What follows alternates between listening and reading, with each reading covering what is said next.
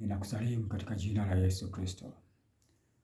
Waraka wa kwanza Petro sura ya 2 mstari wa 2. Kama watoto wachanga waliozaliwa sasa, yatamanini maziwa ya akili yasiyogoshiwa, ili kwa hayo mpate kuukulia wokovu. Wewe mwanadamu ambaye unatamani kwenda mbinguni, unatamani kumwona Mungu wa mbingu na nchi, ambaye unatamani kuacha dhambi, tamani sana maziwa ya akili yasiyogoshiwa.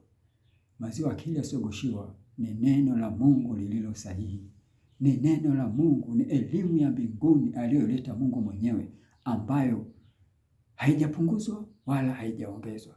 Mungu anasema tuitamani sana hiyo elimu, tutamani sana ikae ndani yetu. Ametumia neno maziwa kwa maana kwamba maziwa ya tunakunywa, kwa maana kwamba neno la Mungu tulinywe, likae ndani yetu, lifanye kazi yetu ndani yetu, ndani ya roho zetu, ndani ya nafsi zetu. Maana nyakati hizi ni nyakati za hatari sana. Ni nyakati ambazo bila wewe mwenyewe kujibidisha hutomwona Mungu, hutonyakuliwa. Anapokuja kuchukua kanisa lake Bwana Yesu, utaachwa usipotamani neno la Mungu. Maana wachungaji wengi sasa hivi wanaangalia shekeli, wanaangalia fedha, wanaangalia dhahabu, wanaangalia vitu vya duniani, wakati maisha duniani ni mafupi sana. Wamesahau kupeleka roho mbinguni. Na Yesu alikuja duniani kuokoa kilichopotea, kuokoa roho zilizopotea.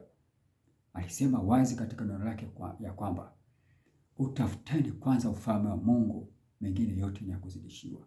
Kwa hiyo tunatakiwa sisi ni kutafuta ufalme wake yeye Mungu. Na ufalme wake ni neno la Mungu, ni maziwa ya akili yasiyogoshiwa. Kwa makini, kuna Biblia zingine sasa hivi zimechakachuliwa. Ndio maana unapotaka kuwa na Biblia iliyo sahihi, mwalike Roho Mtakatifu. Roho Mtakatifu ni mwaminifu. Mwambie Roho Mtakatifu, ninahitaji kununua Biblia iliyo sahihi. Na hata ninapokwenda kwenye duka la Biblia, mkamate yule muuzaji, nikimwambia nahitaji Biblia, niuzie Biblia, achukue Biblia iliyo sahihi ndio anipe.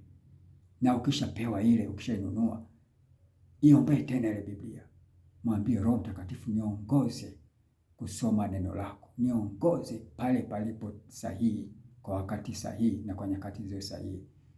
Niongoze nikujue Mungu wa kweli na uzima milele, ili nipate uzima wa milele.